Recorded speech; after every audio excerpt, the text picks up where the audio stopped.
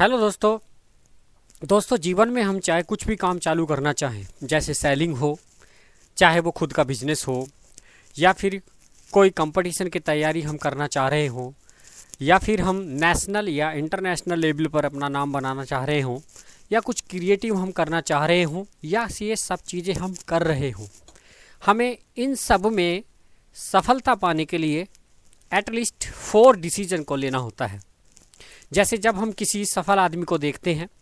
या अपने अंदर से उठी हुई आवाज़ को सुनकर कोई अपना सपना हो उसे पूरा करने के बारे में सोचते हैं, कोई व्यक्ति हमें कोई किसी चीज़ के लिए चैलेंज कर दे, उस चैलेंज को जब हम एक्सेप्ट कर लेते हैं, या फैमिली, कंट्री या लोगों के लिए कुछ अलग करना चाह रहे हैं, या इस समाज, इस दुनिया से हट के कुछ डिफरेंट करना चाह रहे हों, तो इन सब के लिए हमें लेना होता है मेंटल डिसीजन।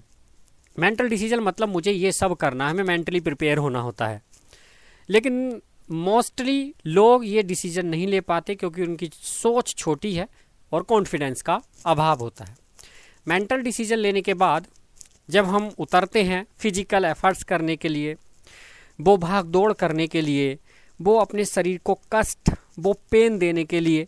लगातार एफर्ट्स करने के लिए और इस शरीर को कष्ट देने के लिए, और इस कष्ट की वजह से हमें छोड़ने तक को भी मन कर देता है, ये चीज़ हमें हार्ड लगने लगती है, तो तब हमें लेना होता है फिजिकल डिसीजन।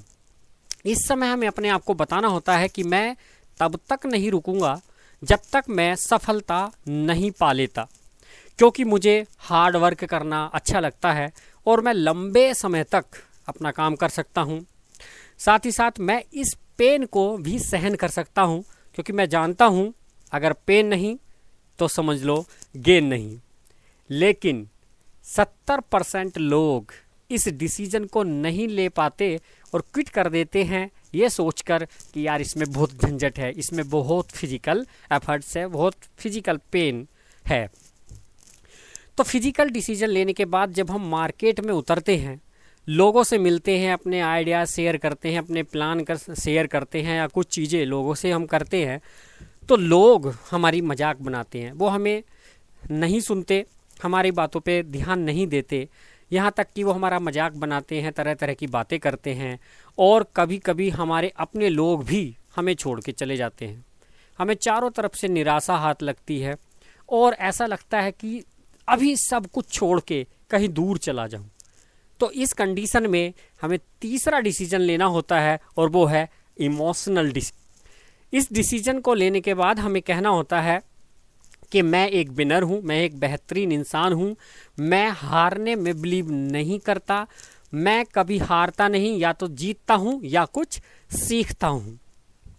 और मैं अपनी गलतियों को रियलाइज करूँगा और मैं एक बार और कोशिश करूँगा, क्योंकि मैं जानता हूँ rejection is the part of life, failure is not permanent. इस तरह की बातें करते हैं। लेकिन 20% लोग ये डिसीजन नहीं ले पाते और क्विट कर देते हैं, तो टोटल 90% लोग यहाँ तक क्विट कर देते हैं। इमोशनल डिसीजन लेने के बाद कभी कभी ऐसा होता है कि हम सिस्टम को पूरी तरह से फॉलो करते हैं, लेकिन इसके बावजूद भी हमें वो नहीं मिल पाता जिसकी हम तमन्ना करते हैं। कभी कभी अनवांटेड भी हमारे साथ घटित होने लगता है, हम कर्ज में डूबने लगते हैं, चारों तरफ से मतलब कोई सपोर्ट नहीं मिलता, सब लोग मतलब हम कभी कभी लोनली फील करने लगते हैं। तो इस कंडीशन में हमें चौथा डिसीजन लेना होता है, और वो है स्पिरिचुअल डिसीजन। इस डिसीजन में हमें अपने आप को बताना होता है कि मैं अपने आप को, अपने सपने को, अपनी फैमिली को ईश्वर को सरेंडर करता हूँ, और मैं विश्वास करता हूँ कि ईश्वर मुझे शक्ति, पावर और डायरेक्शन देंगे हर सिचुएशन से लड़ने के लिए, और मैं अपने एफर्ट्स को कंटिन्यू रखूँगा, और मुझे विश्वास है कि मैं सफल ज़रूर होऊंगा।